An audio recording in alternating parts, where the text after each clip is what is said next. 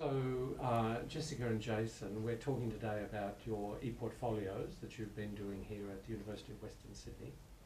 And Jessica, could you tell me first of all, when did you do an ePortfolio? So third year of the Bachelor of Music. That was last year? Yep, last year for our music project unit.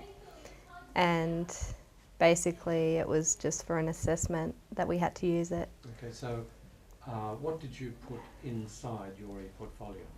So resume, cover letter and the project, like details on the project we had to do.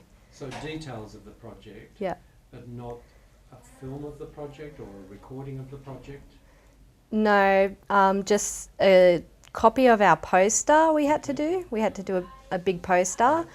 And so I arranged music. I put up the music that I made. And PDF? Score. yeah, PDF, so the score, and I also put a copy of the MIDI of it as well. Okay, and when you say a poster, is that like a photograph of something that you designed, or is it was it an electronic file? Or? Yeah, it was a file. So I made mine on the computer and went to Officeworks and printed it out big, and I just put the file onto the web. Okay. Jason, can you tell me how similar or different was your ePortfolio Yep. in the same situation? Well, I did obviously included resume, CV, or basically the same. A biography about myself, a picture of myself, and information about the music project that I did, and I included a video of what I did for my project because. Okay. So the video is how long? Video was about 2 minutes. It's part of a piece you conducted? Yes. Okay. How did you decide, either of you or both of you, what was going to go in your ePortfolio, or was that according to a list that you were given, you must have a CV, you must have a resume? Was it set, or did you make that decision? It was part of the Pretty much, criteria, yeah. Okay. But it was different for everyone. Like there was 2 sections. We had the resume and cover letter, like biography section, and then the portfolio of the project section. Yeah. So whatever was in that project section was different depending on Okay. what we did. So you all had to do the same basic section, Yeah. but the final project would be different. Yep. Yes. Okay. How could you use that ePortfolio once you leave studying here at the university? Or is it just something that sits on your computer and you never look at it again? I only had a look at it when Diana asked me to do the interview. But I think for more of the like singers and that wanting to make their own sort of web pages and biographies, wanting to get it out there, it's a good thing for them to get used to designing something. But personally, it's not really anything I use. Would you use it to apply for a job? You could. I'm more of a fan of the paper Word doc. But what if a job application said, as they increasingly do, to submit an electronic file? Send the Word file. And they wanted more than typing. Would you think of using it Yeah, to get employment? yeah, I'd use like the biography part of it with my resume. And I don't know, I'd possibly send the arrangement that I did, but then Would you think of, and I'm coming to you with exactly the same Yeah, questions sure. in a minute, would you think of updating the ePortfolio to respond to a job advertisement, or maybe you want to get a grant or do a different degree, Yeah. or go overseas and do more study or get a fellowship or something? Would you go back and add more things to it? yeah, I'd add things that I'd done, like after I'd finished that, obviously, like any resume, and possibly you would change the cover of it to suit what you were applying for. But that would be one of the great advantages, wouldn't it, is if it's in electronic format, you can go back in at any time and simply change it. Yeah, Yeah. you can do that, yeah. Okay. Jason, taking that same sort of set of questions, how could you see that you might use the portfolio after you leave studying here at the university? Okay. Yeah, I'll use it as electronic format to submit those documents to prospective employees and all that.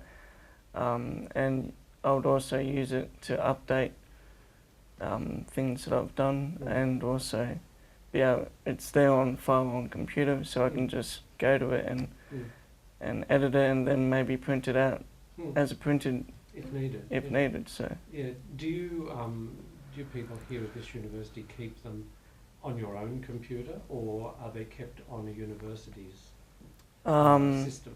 Yeah, it's the university system we have to log in through. Right. yeah, But I think it runs out at the end of this year. yeah. So we will have to go back and make our own if Yeah. we want to continue Yeah. using it. Have you learnt, Jessica, by doing it, by making an ePortfolio, if you then found another software set on your computer, could you use the skills that you learnt in making an ePortfolio to make another one? Yeah, definitely. I've used WordPress this year, so started using that, and just it's also part of like the teaching course I'm doing now. They wanted us to do using WordPress or any other website, just putting lessons on, and I could make a portfolio on WordPress using the same skills and like the set out and everything I learnt. Looking at the two of them together, the one you used already and the WordPress, are there advantages or disadvantages or problems, or one is better or easier than the other without naming anything? Is one easier to use? Or? Yeah, I'd say one's easier to use, and it's easier to personalise. Okay. Yeah. Jason, would you agree with that? Yeah, totally. So what are some of the things in the easier one that are easier to do? It has it all in a layout that you can understand easier, Okay. and if not, there's a really good help section for you to get your hands on it, and you can really personalise it. So you can add your own image or upload your own image to it, where So you have more control over what goes into it. yeah. What about uploading files of film or sound or photographs? Is it easier in one or the other? It is easy in one, but also with that you've also got a certain amount of limit of download that you can use for it. On file size? Yeah. Yeah, okay. Did, for either of you can answer this, through doing an ePortfolio, did you have to learn technology-related skills that you didn't have before? Not really for me. I found it pretty easy to use. I actually held a little bit of a workshop in the MIDI lab to help everyone else because they had no idea what they were doing. So what did you help them do? Basically, people just couldn't, they couldn't grasp it, and I'm like, all right, well, I'll show you how to do it, just making the different pages, like the tabs and everything, to link to the different pages, and then linking in like their resume and everything, so it wasn't all just one big word block on the page. So I actually linked in my resume as a separate document. You click it and it opens up. Like a website? Yeah. So you've got a list of links? Yeah, and just like the backgrounds and everything, everyone's was a bit generic with just the plain one because didn't know how to change the backgrounds, and everyone was able to make it a bit more personal and stuff. Jason, what about, you mentioned that you've got a film, a video in your ePortfolio. Yep. Did you have to edit that? Well, you obviously had to film it first of all. Yeah. Did you have to edit it and then upload it? Yeah, I did make it a bit smaller so it fit on there for that purpose. And not only that, I made sure that the people in the film, you couldn't see their faces because... So we've got this problem of privacy. Yeah. And what did you do? How did you get around that? Well, I basically filmed the back of their heads, and they could only see me and doing what I was doing. Yeah. So, how does your... Let's move on to a different type of question. Let's think about being a student, right, and being asked to do an ePortfolio, how does the ePortfolio reflect what you were studying? How does it reflect your degree structure or the expectations of lecturers, apart from being an assignment? I guess it sort of allowed to show a bit more creativity in something that would usually just be a plain document handed into them. Yeah, so just like the background and everything, making it all attractive, and it was easier to submit instead of, It was easier to submit. Why is that? yeah. Well, we just gave them the link, basically. Ah, Yeah. so you worked entirely on a virtual site, and then you simply invited them to that site. Yeah. Okay. What sort of feedback did you get from staff who saw your ePortfolio? Basically, my feedback was really good, Mm. and just all my content was well set out, and they said it looked like one of the best ones, and Okay. What yeah. made it look like? Did they say what particularly made it look like one of the best ones? Not really. Like, they just said it was good. Is that That because was- you seem to have an understanding and a background in IT assisted work? Because you spoke about it before as something that you were already capable of doing. Yeah, possibly. I think because I was able to set it out a bit better than other people, and put the photos in, like instead of just having them in there, I actually set like where I wanted my photos and everything like that. Mm. Had you learnt that skill somewhere else? Well, using this particular like Pebble pad, Yes. it was all just learnt like on the spot sort of thing. We weren't given that much instruction. It was just go to this website, make an account, and make a portfolio. And that was So- probably a teaching idea, and quite a good one, that you would sort it out for yourself. Yeah, Had you ever worked on Facebook or LinkedIn or? yeah. I have Other- Facebook, but Okay, is that how you knew already to do this sort of work or not? Was there a not link? really. Facebook's pretty simple. Yeah, Yeah, I don't know. but It Facebook just, is very much about image and how it looks, isn't it? So knowing where to put photos. and yeah. how Well, to- Facebook already has the set out Yeah. layout and everything. I did go to a technology high, but even then it wasn't that, Okay, can we just, sorry Jason. Yeah, to sure. interrupt you. That's really interesting that you went to a technology high school. Yeah. So did that prepare you in some way technically to be able to do this, or was it more of a way of thinking? I think it was more a way of thinking, like problem solving and that. Yeah. I tend to be able to do that a bit better than Okay. most other people I know. But in a virtual space? Yeah, yeah. Okay. Jason, do any of those comments resonate with you? Is that the same for you?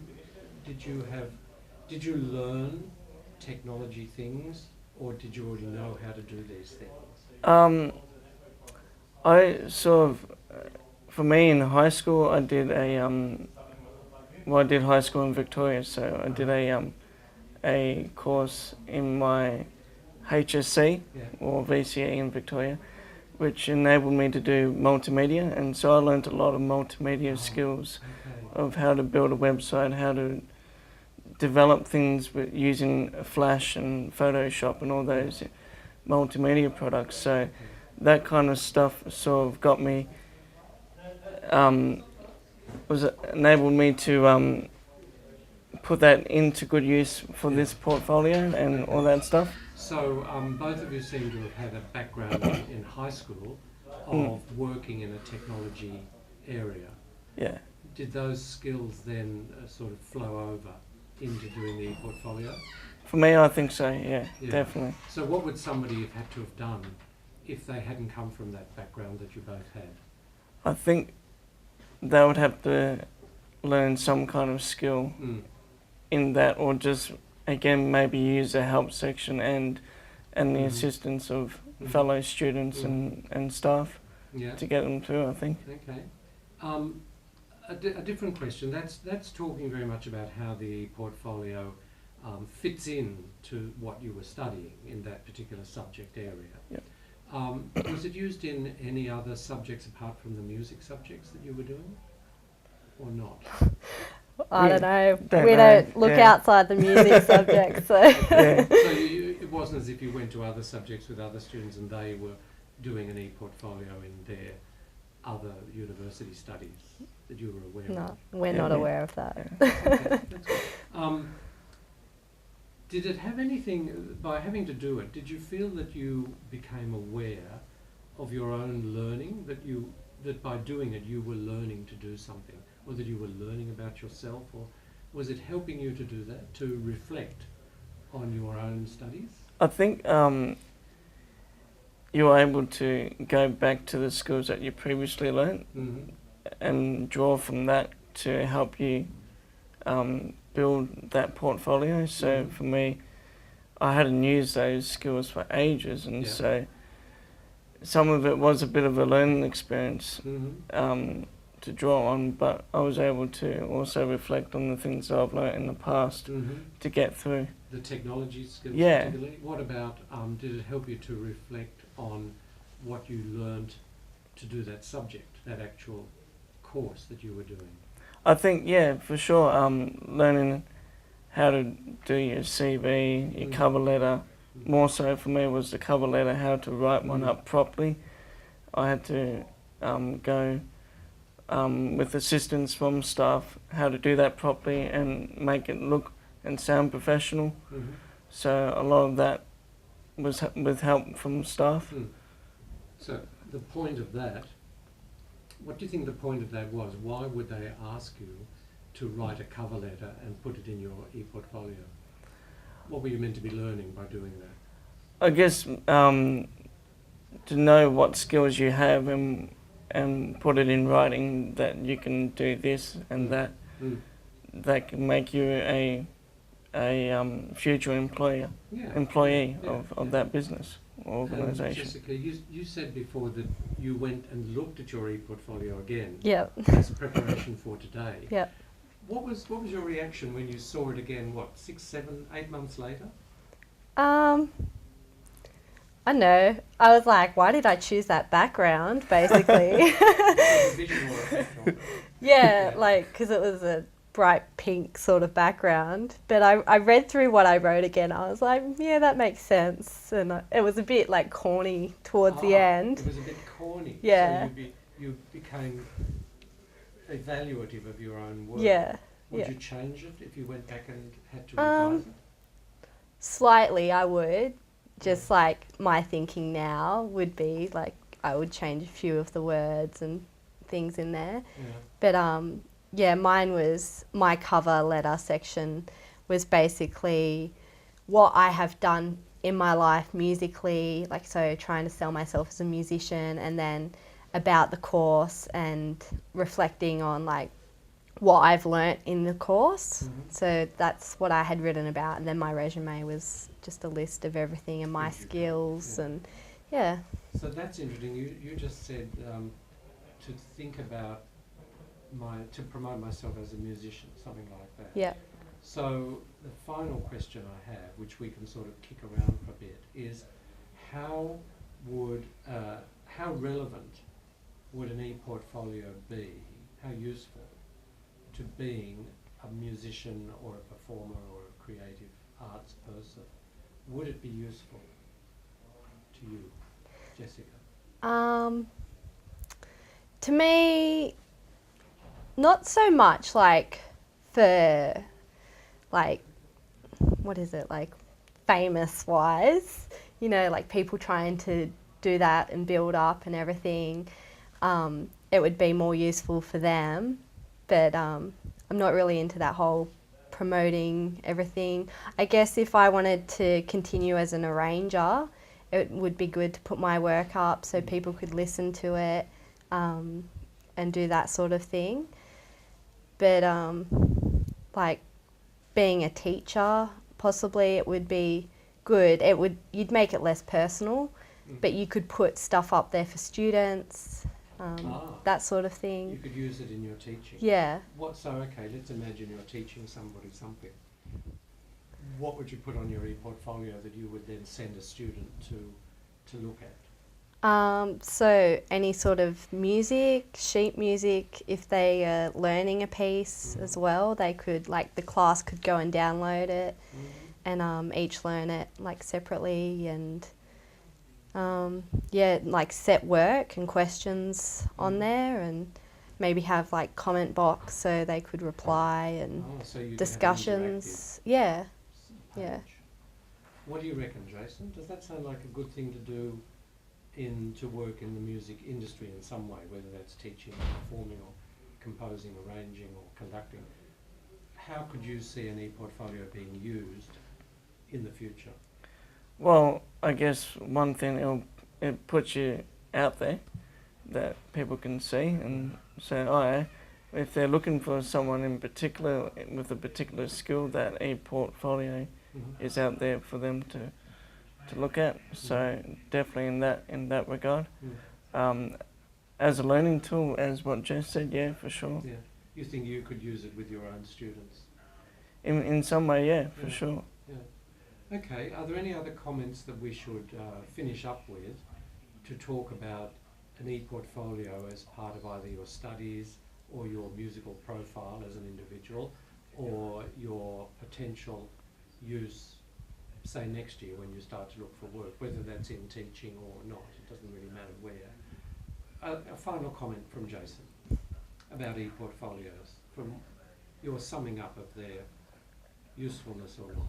I guess because it's an ePortfolio, so it's an electronic portfolio of what and who you are. You got that on file on the computer, so you can just drag that out and update it, edit it, whatever, and send it as an email to the prospective employers, or print it out and hand it in that way. So I think in that regard, having your stuff on file in that regard is really useful. Good. And Jessica, a final No comment worries.